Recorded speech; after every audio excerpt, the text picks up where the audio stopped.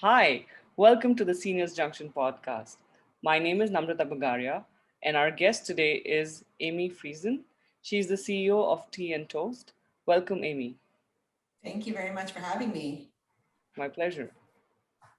My co hosts today are Paul Merkley and Shabnam. And over to you, Paul. Welcome, Amy. Could you please tell us a bit about yourself and about Tea and Toast? Sure, I'd love to. Thanks. So I've been in the senior living industry for about 2 decades at this point, and really worked with seniors in retirement living as well as a brief stint in long-term care. And Tea and Toast was really born out of a love of trying to help people in the homes that I worked at and not being able to give them all the options because I myself didn't know all the options. And so as this industry started to get a bit more popular, I came into the industry when I was relatively new in Ottawa. And now we can really help people from start to finish and stay with them on their journey, because as you can expect, one home doesn't fit everyone. So really what we specialize is in learning our clients and what they really need, and then fitting the retirement or long-term care homes to them directly.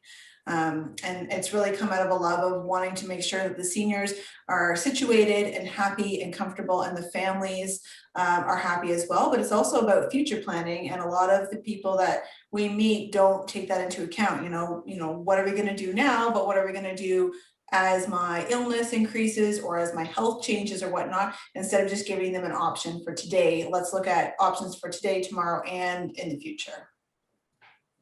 That's really interesting. So, Amy, what do you think are the biggest challenges for most people, making this transition from, living independently to an assisted living? One of the main things that comes up is the age-old phrase. I'll put it in air quotes, but for the podcast, you won't see it. Is I don't want to live with the old people, right? And it's like people feel like if they move into retirement living or long-term care, which I just call assisted living at this point, any kind of assisted living, they feel like they're too independent or whatnot. They don't want to live with, the old people. And that's usually a big stumbling block. And a lot of people also don't understand that retirement can mean a lot of different things. Like the retirement homes can offer different services, whether they're independent and they just need maybe some help with meals and housekeeping, all the way up to very extensive care. So either people don't want to go in because they feel like they're too independent, or they feel like retirement homes only service independent clients and they don't service clients who need care. But both are true. So they can do both ends of the spectrum. Very interesting. Very interesting. Yeah, and I think some of the things that you just mentioned were touching upon the question I was going to ask you, is that what's your observation or what have you experienced particularly about social isolation within the senior community, especially the ones you work with? And what do you think are the main pain points from your perspective? We definitely, due to the isolation, we have seen an enormous increase in cognitive deficits. So the folks that are staying at home that possibly were making a move last year and they were in the process to do so and then decided to stay home, those seniors they're having a lot more cognitive issues.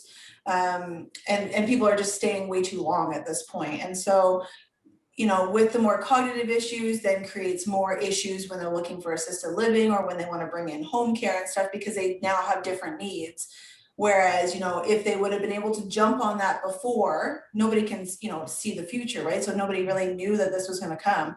But if there was a way to kind of recognize this before, like we're a year plus in at this point, I think we would have been better off, because all of the people that we're working with now have advanced cognitive issues, whereas before we were working a lot with people who have cognitive issues, but there was, a lot of other people as well. Not everybody had it. And so it's hard. And now, the kids are not on top of things as much because they can't have access to their parents and loved ones as much.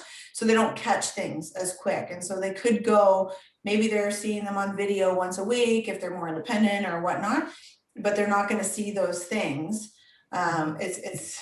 It's quite a situation at this point. Yeah, yeah.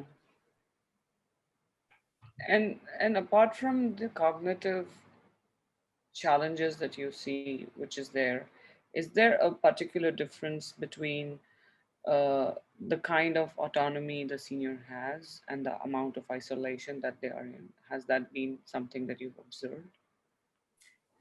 I feel like, even for seniors who deem themselves independent, like just being able to get out and like be on their, like a lot of people have just kind of stayed indoors. You know what I mean? It's hard, it's hard because we're supposed to, stay away from people and stuff. But I think that people have taken that and really emphasized it, and they're not even going out for walks or fresh air or exercise, and they're really missing vitamin D. And like, you're not supposed to socialize with people necessarily like super close, but I think people overlook the fact that, they could go out and there'll be other people out walking dogs or whatever, and they, hi, how's it going, right? And it's like just even a basic amount, right? And it's like they're just on their own, they're just kind of hanging out, and it's like, it's like Groundhog Day, right? It's like, and even me has experienced the same thing. It's over and over and over, and people, aren't eating as well anymore. They don't have any energy because they haven't been doing anything, and it's just a snowball effect at this point. Mm-hmm. Mm-hmm. Paul, do you think the same kind of thing you've been observing in where you are? I do, and I wanted to ask, apart from the COVID time, which we hope will find an end at some point, what is your feeling? And apart from that, and apart from the cognitive difficulties, which are terribly serious, what do you think about seniors' isolation and their happiness and their satisfaction? Have you observed things about that? So a lot of times we work with seniors who have had a significant other, the other passed away, and now they're isolated, right? And I think that it snowballs quicker than people think it's going to.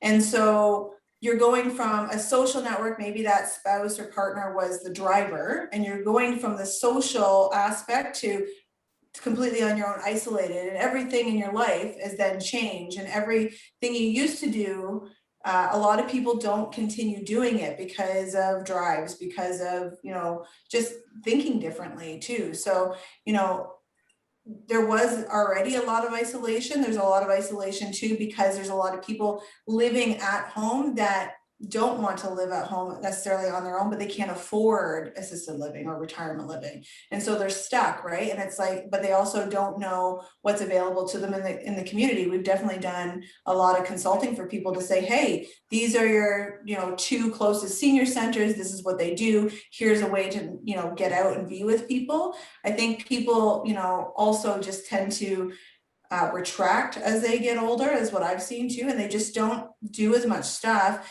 and people, the caregivers or their kids or general society think that that's natural, and it's really, you have to kind of fight against doing that, because it goes so quickly. Like I said, slippery slope. You start retracting, and then all of a sudden, your eating is, gone down, and your medication's getting messed up, and all sorts of things come out of that. Yeah. Thank you. It's some of them I've experienced myself personally, even at age 65. So is it, in your experience, also true that when talking to a family member or close friend, the seniors will underestimate the pain they're feeling or the isolation they're feeling? I would almost say underrepresented?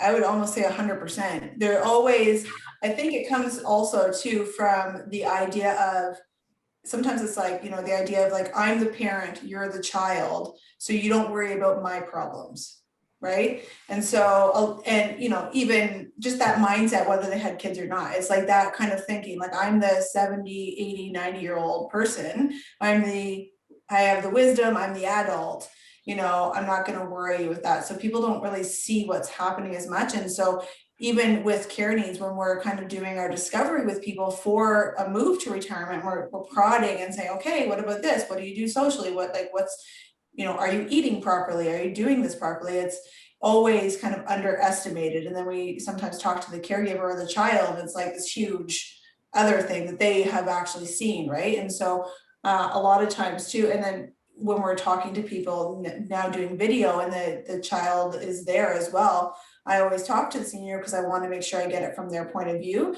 and then kind of look and be like, hey, is this kind of what you've been experiencing too, you know, adult child, right? So definitely underplaying quite a bit of what's going on. Thanks, that makes sense. It does. I think there's a lot of stigma about getting older, right, as well, and they don't want to be seen as someone that, you know, has balance issues or can't do the grocery shopping anymore. So it's a pride thing as well, and I understand it, but at the same time you have to kind of, you know, take a look at yourself and what you can actually do and what's happening, and reach out for that help, because a lot of people don't know in any of our lives what's going on, except for you have to be able to be conscious enough to be able to reach out. So, Amy, this problem of social isolation, what is, in your opinion, a good vision to solve it, or what is your vision to solve this issue? I think that if we can, like in our area specifically, but all across also because of COVID too, is that there's a whole lot of things available online, and sometimes it just takes a matter of setting your loved one up with something. Yes, you know, independent seniors, lots of people know how to use the internet and stuff, and that's fine, and they just need to take the steps to say, okay, I'm going to sign up for this senior center without walls, this online program, right? I'm going to do that. But there's a lot of people that aren't tech savvy or can't do that, and in those situations I think that it's on the family to be able to set them up properly, so it's not frustrating, it's not an extra thing that they have to do, and just say, you know, this is these are the time slots that things are happening, let me set you up with that, or let me talk you through how to get on Zoom or get online or whatnot. But also, I think just some physical exercise and some outdoor time. I know for me, I've definitely been going up and down in my lulls, right, through this time period. And I sometimes actually forget to go outside, which is, you know, seems weird, but, you know, you get in, again, Groundhog Day, you get into everything, and it's just kind of day in, day out. So I think that a lot of people have also been saying to me, like, because when they move into retirement homes, there is a 14-day quarantine where they actually aren't supposed to go out anywhere. And so that concerns people, right, as well, because they're not getting out in the fresh air. And now I think now that we're, you know, past winter mostly, and we're into spring and summer, I think hopefully we'll get more people getting out and stuff. And I think that they will see a change in how they relate to other people, and you know, and get involved with other people, because as you guys know, you know, just getting some fresh air, getting some sunlight, getting some exercise, even if it's walking, you know, does a huge amount for all of us. I think we underestimate just the fact of moving, just period, moving, because a lot of the seniors that we work with in my whole career, you know, are, you know, when you ask them, what do you do for social, you know, because when we're trying to match a retirement home to them, we want to know, you know, are you a swimmer? Like, what do you do? They say, I watch TV. And, you know, that's how things get out of control. Like you know, lots of people watch lots of TV, but when you're then retired and then you're not doing anything else, you're not going to work or anything else, that TV creeps in and there's more and more and more TV, right? And so people just underestimate. It's like, well, you know, I don't know how many people are watching actual TV. A lot of it's streaming and stuff. So there's no commercial breaks anymore. So it's like you don't even get up and walk and get a drink or anything. You just like sit, right? And a lot of the seniors, their families tell us, you know, as long as she's got a seat in her room and a TV, she's good. And it's like, well, that's not awesome. Like it's, you know, it's not great. So although, you know, you want them to be happy, there is a lot to be said, but then it's like, you know, it's almost a generational thing too, right? You know, even my parents watch a lot of TV, and it's like, and then my generation, we're moving more, and we're trying to exercise more, and it's just a thing now that didn't used to be a thing, right? So, yeah. Yeah. Yeah. That's really interesting. So one Yeah. of my colleagues who takes care of a lot of people of who older adults. So what he tells them is, so what is your favorite TV program? So they'll tell him whatever it is. So why will you just stretch your arms a little bit and stand up and sit down when you're watching that? That Yes. was Yeah. Yeah. that's a nice Yeah. way of incorporating some movement. Yeah. Yeah. And And movement is so important for cognition. It's like you were talking about the cognitive decline. So that is Mhm. like it all connects, everything together.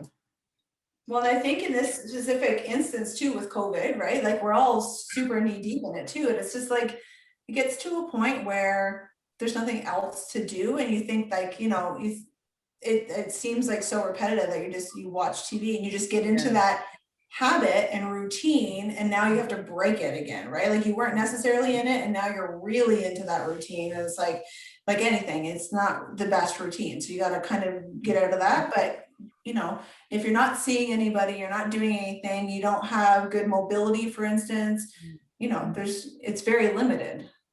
Mm-hmm. Paul, you were saying something. well, just the social, the movement, yes, and the physical aspects, yes. I just wanted to bring our attention back to the social aspects. Yeah. So when I was first a widower, I joined a bereavement walking group. And the group part is important because if I don't actually speak to anyone during the day, that's not a good thing, the social isolation.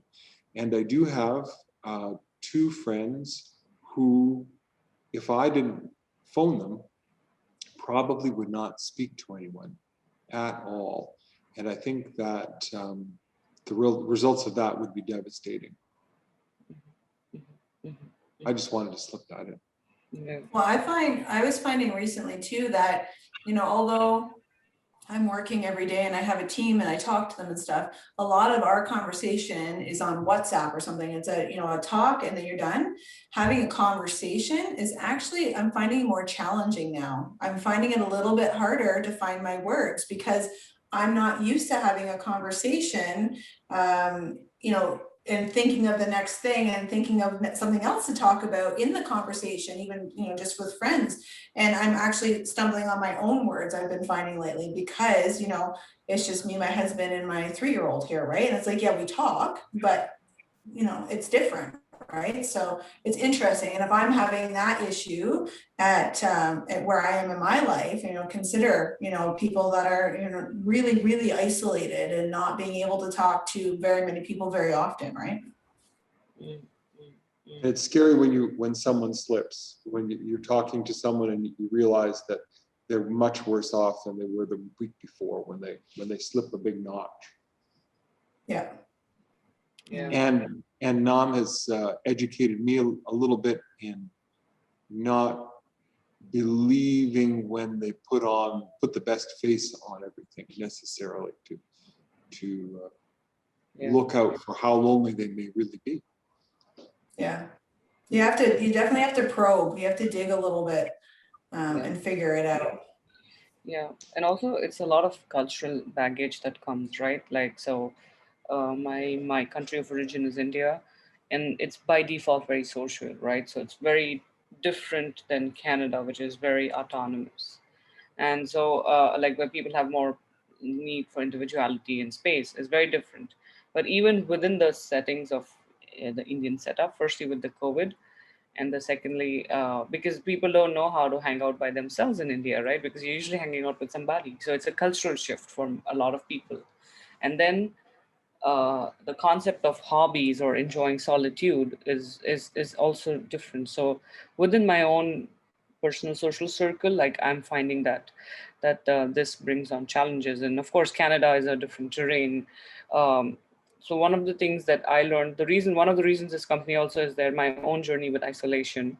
Fortunately, I had always mechanisms, so I never realized until when pandemic happened, that for the past 8 years, because I've been living by myself since in my 20s, and I've traveled all over the world, lived, worked in situations where I couldn't meet people, and I always was reading something, doing something, like always just doing stuff, right? And that gives you that bandwidth to not feel isolated because you're occupied.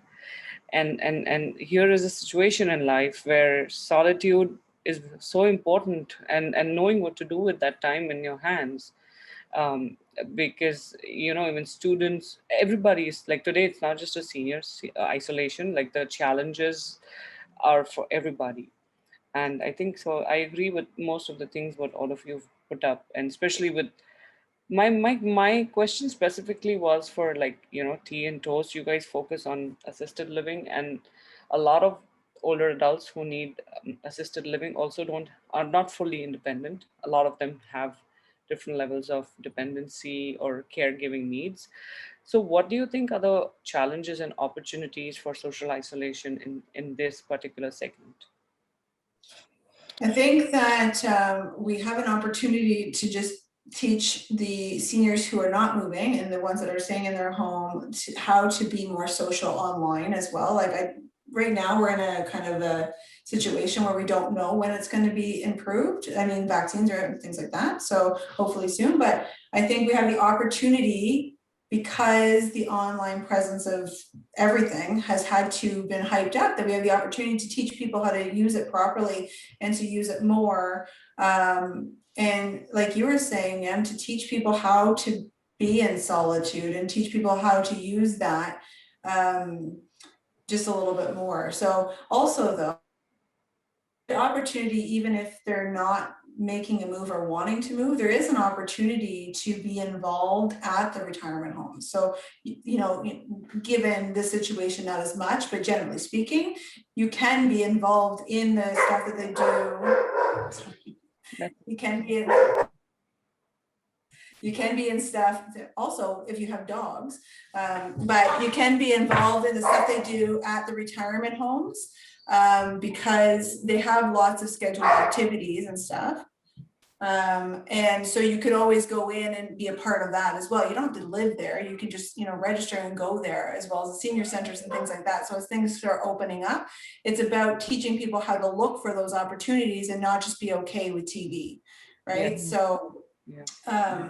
yeah, it's really, there is the opportunity now, because I feel like with Zoom and stuff, the world has opened up, right? And it's, Zoom and Teams and all sorts of stuff, all the different, softwares, the world has opened up. I mean, even if you want to do virtual touring of the Grand Canyon, things like that, there's all these things that we didn't even have before. And it's mind-boggling that we didn't have them before, because this is softwares that have been in existence, but here we are, right? And it's just been amplified. So it's just about teaching people how to use it properly and to get them out of their comfort level and to look for those opportunities, right? Yeah.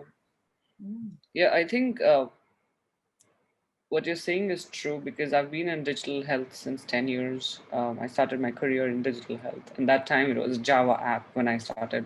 So of course we've come a long way from a Java app. And I think I have never seen onboarding of telemedicine or consumption of social games at the level that I see. And it's unfortunate that it took a pandemic for that level of onboarding, because like I started using Zoom in 2014. So I've been using Zoom for like 7 years now. So for me, when people tell me, oh, Zoom, wow, it's a great technology innovation, in my head, I'm like, even in 2014, it was not something new. It was there since before that. And we caught up then, like we were like, because we were using Skype at that time. But for me, I think the technology adoption curve takes time. And as a researcher, which is what I do in my day job, the basic human needs, right? Autonomy, relatedness, and competence. A lot of the issues with technology comes from this, oh, how can I forget? Because a lot of times they make a memory or a pattern, okay, this is how you use this software. And then if you change the device, or if the software gets upgraded, then they forget and they want to try again. But then a lot of them feel shy. Or, I'm talking about a lot of people I know on a daily basis that I say, no, no, it's just an upgrade. It's not disappeared. It's here, it's there, like things like that. So I think it's also to be cognizant to be cognizant to design things for a certain population in a way that it's not intimidating to use it, because a lot of utilization depends on familiarity. You're talking about creatures of habit, and if I keep upgrading something, and I'm not saying the technology shouldn't stop, but there has to be a middle way. Like every time you upgrade maybe a tutorial, here's what's different this time in your system, this is the looks is different or the button is somewhere else, but just informing that kind of a thing. But I definitely see, like Paul trained somebody the other day who was in her 90s how to use Zoom, and she was ecstatic that she could meet like 50 people at one go. And she, like, so we've had those experiences off late, training people using Zoom. And what we took for granted, like, oh, who wouldn't know how to use it? It's not true. People need time, and you need to have patience. um, Paul, I you're think that there's the opportunity too for the like companies like Zoom or anything else to relate to the senior population and do that training, because you're right, as soon as they change something, and we're always upgrading technology and it's fast, then people feel like they're inept and then they don't want to do it. exactly. But really, like, really the software changed. Maybe they did change a lot of things on the software and they're like, oh, I'm just going to update this button too. But as something as small as that makes people overwhelmed because they feel that they don't know how to use technology. And so all they're doing with any software is basically telling them that they don't know how to use it because they keep updating it past, and they're not thinking about our population, and our population is very, senior heavy right now, right? And so I was thinking about there's lots of books like Such and Such for Dummies and things like that. It's like something like that to keep going and to keep training people. And it's like, oh, there has been a change. Here are the things that you need to know, and just lay it out for people so that they don't feel like that software is now something out of their reach, that they feel comfortable enough to do it. And there's definitely lots of training programs to how to use computers and things like that. Yeah. But just to keep on top of the technology for all the different things without, people feeling like, oh, well, I knew how to use this yesterday, and then today, maybe they don't even know there was an update, or they just like, oh, now I can't even log in, or like, even me, if I forget a password for something, it's like, oh, now I don't know how to get into that. And it's like another 2 days before I even come back to it, because you feel like it's like, oh, I don't even want to deal with it, right? So I think you're absolutely right. I think there's a lot of movement in the engineering world around accessibility by design. And this is a part of that, right? Because, like, say if you have cognition which is declining, passwords, and you need complex passwords like a capital, a small, a special character, so those kind of biometric passwords, how do you do that? And then the other thing which you mentioned, right? Training. Now when you talk about people doing upgrades, are typically engineering developers who probably never even spoken or met with the customers. So there's also a need for better training, having that exposure of what actually a customer journey is like, and for companies to also have their marketing team and sales team on board with the release, because there's only so much a university or a training can do is tell them, okay, be cognizant. But if the company doesn't have the culture, okay, this is an upgrade, here's a video option to whatever, like something like that. Because if they can give you terms and conditions that here's, I accept and I agree, they can also give you a link, okay, learn what was different or what has shifted, right? So it's just getting into the culture. And to your comment around, companies like Zoom have an opportunity, I think I got an email a few months ago that TELUS has come up with a scheme, and they've also revised the phone, like the cell phone, to suit the senior population in Canada. And especially they have offers for low income seniors to use a phone. I think the SIM card or the plan is subsidized. There's some kind of a plan right now.